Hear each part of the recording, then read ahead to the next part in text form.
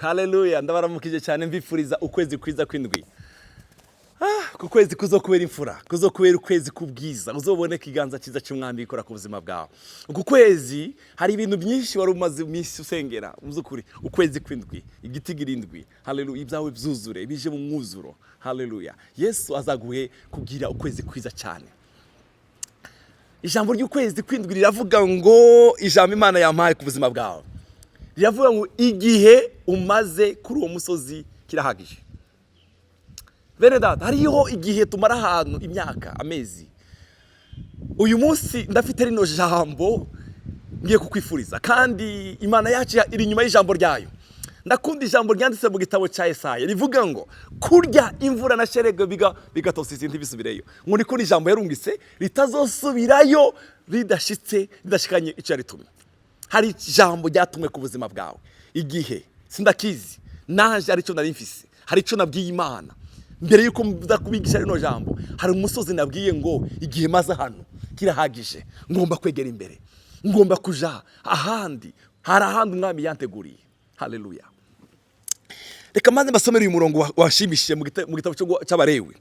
Igice cya 23 umurongo wa 23 aravuga ngo uhorabarira Mose ati ubarira Abisirayeli uti mu kwezi kw'indwi umunsi wako wa mbere uzobabere umunsi wo kuruhuka bihebuje. Haleluya. Imana igukure kuri uwo musozi nawe uruhuke bihebuje. Haleluya. Uwe kubibutsa mutangaze mu kuvuza inzamba, uwo gukorana kwera. Haleluya. Ube uwo gukorana kwera. Uyu munsi ubera umunsi wo kuruhuko, umunsi wo kumererwa neza. Gusubira mu byagezwe, guteka kwa kabiri, igice cya mbere umurongo wa 6. Imana ibwira Mose rino jambo iti uhoraho Imana yacu yatubarariye i Horebu, kuri uyu musozi wa Horebu. Bene data, abantu bari mu rugendo rwo kuja i Kanani, ariko barateba cyane i Horebu, barahateba rwose. Imana ibwira Mose ijambo, iramubwira ngo barira Abisirayeli uti abari Horebu bati igihe mumaze kuri uyu musozi kirahagije. Igihe mumaze mwizungurukaho, igihe mumaze muri ko kirahagije. Nawe ndashaka ubwira uwo musozi wawe umaze imyaka, umaze amezi 3, imyaka 5, imyaka 10, ubwire ngo kirahagije. Igice cya kabiri, aho nyine mu gusura mu byagezwe, igice cya kabiri umurongo wa 2 haravuga ngo uhoraho arambariye ati igihe mumaze muzenguruka iyi misozi kirahagije. Umurongo igice cya kabiri havuze imisozi. Hari imisozi bene data tuzungurukaho, kirahagije. Nimukevye mugende mwerekeje iburaruko, nimuvaho muja ahandi mwerekeje iburaruko, mubandanye urugendo rwo kuja i Kanani. Hari umusozi w'ingwara umazeho imyaka. Reka nkubwire, dufite Yesu azakura kuri uwo musozi w'ingwara. Reka mbabwire umuntu witwa Aineya. Aineya mu vyakozwe n'intumwa yahuye n'umugabo witwa Petero. Haleluya. Jengo ndikunda kubwira umuntu arota Petero yitwa Yesu. Yesu azayimura imisozi. Oh, haleluya. Aineya yaramaze imyaka 8 ku musozi wo kugwara, atava mu buriri, aguma yizungurukaho. Ngo Petero arari wabo ngo baramutumira ngo nazaje kumusengera, ngo aramubwira ngo Aineya we haguruka. Ngo Aineya uwo mwanya arahaguruka atangira kugenda. Ngo abo mu gisagara bose barabwirana, n'abandi bari bafite indi misozi baravuga ngo hari umuntu witwa Petero ariko arakuraho imisozi, ni mudo tuje kumuraba. Haleluya. Yaramaze imyaka 8, sinzi imyaka umaze kuri uwo musozi w'ingwara. Ndawutangarije ngo Yesu Kristo awugukureho.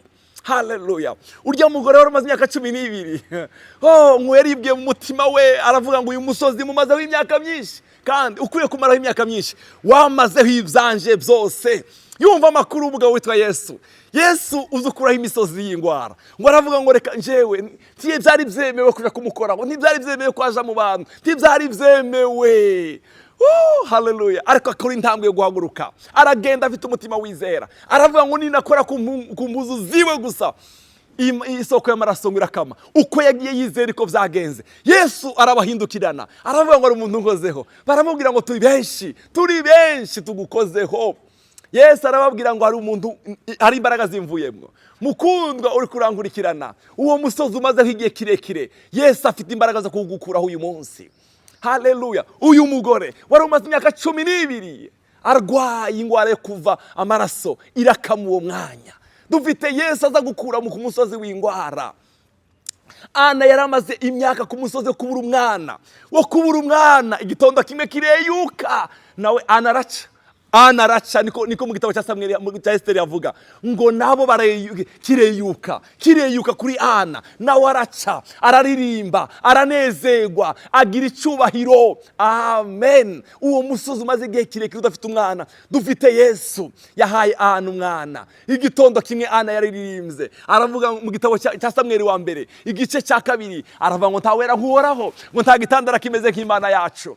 Yaravuye ku musozi wo kubura abana, Imana imuheza abahungu n'abakobwa, araririmba ashima izina ry'Imana. Mukundwa uri kurankurikirana, dufite Imana izayimura imisozi. Niko yavuze Yobu. Igitabo cya Yobu igice cy'9 umurongo wa 5, yimura imisozi ntibimenye, haleluya, ikabyubikana uburakari bwayo. Yimura imisozi ntibimenye. Amen. Ndagusengeye ngo uwo musozi wari imbere yawe umazeho imyaka 5, imyaka 2, umwami afite imbaraga zo kuwimura. Izayimura imisozi ntibimenye, ikayubikana ishavu ryayo. Glory, haleluya. Igihe umaze kuri uwo musozi, ndashaka dusengana ufite umutima wizera nawe. Uhagurukana umutima wizera. Ubwire Yesu yatubwiye kode imwe mu gitabo cya Mariko. Mu gitabo cya Mariko Yesu yavuze ijambo ryiza. Muri Mariko igice cya 11 umurongo 23 yaravuze ngo, ndababwira ukuri yuko umuntu wese yobwira uwo musozi ati shinguka utabwe mu kiyaga, ntabikekeranye mu mutima, ariko akizera yuko icyo avuze gikorwa, azokibona. Haguruka ubwira uwo musozi, bwira uwo musozi uri imbere yawe, ubwire ngo wa musozi we shinguka, shinguka va mu buzanje, shinguka uve mu buzima bwanje, shinguka utangarize ko kuno kwezi ari ukwezi ko kwimura imisozi. Igihe umaze kuri uwo musozi kirahagije. Amen. Igihe umaze kuri uwo musozi kirahagije. Haguruka dusengane nawe, bwira uwo musozi izayimura imisozi ntibimenye. Bene data, Imana izi gukura ku musozi w'agasuzuguro. Imana izi gukura ku musozi wo gutabwa. Imana izi kura umuntu gucavu ikamuzamukana, ikamucekana n'abakomeye. Oh, haleluya. Gusenga mwene data, senga. Dufite Imana izayimura imisozi. Hari abantu Imana yakuye hasi we. Oh, haleluya. Dufite Imana izayimura imisozi ntibimenye we, ikayubikana uburakari bwayo. Imana yimura uwo musozi umaze igihe kireka ubuzima bwawe. Oh, haleluya. Dufite Imana izayimura imisozi. Imisozi iyo ari yo yose, imisozi y'ingwara, imisozi y'ubukene, imisozi yo kuburanirwa, imisozi yo gusonza. Imana izimara umusozi wo gusonza. Bavandimwe, dufite Imana izayimura umusozi wo gusonza. Dufite Imana izayimura umusozi w'ubukene. Dufite Imana izayimura umusozi. Urashaka kuba ufite umusozi kanaka, hari umusozi ariko ushaka kuba ku musozi kudasenga, ugasanga ibyo gusenga byaranze. Uwo musozi urinduke mu izina rya Yesu, nawe usubire kandi ugira inyota yo gukunda Imana. Yesu aguha umugisha mwinshi. Reka dusengane nawe kubwa rino jambo.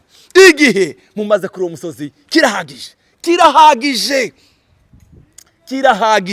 Iki ni igihe cyanyu, uyu ni umunsi wawe. Yesu aguhezagire. Data, turagushimiye, watugiriye neza tukaba twageze kuri kuno kwezi kudasanzwe. Ndasengeye umwene data urankurikirana, umukorera igitangaza kivuga. Igihe amaze kuri uyu musozi kirahagije mwana. Hari umusozi aho maze igihe kinini. Haleluya. Simuzi, ariko ndavuze ngo wa musozi we shinguka mu izina rya Yesu Kristo. Mu izina rya Yesu shinguka. Haleluya. Oh, haleluya. Urakoze Mana yacu, icubahiro kibi cyawe. Ndasengeye umwene data ngo umukorere igitangaza. Igihe mumaze kuri uyu musozi kirahagije. Yesu abahezagire kandi abaha umugisha mwinshi. Mukomeze kumererwa neza, mugire ukwezi kwiza kumugisha, ukwezi kw'amahirwe. Igihe mumaze kuri uyu musozi kirahagije. Murakoze cyane. Mana,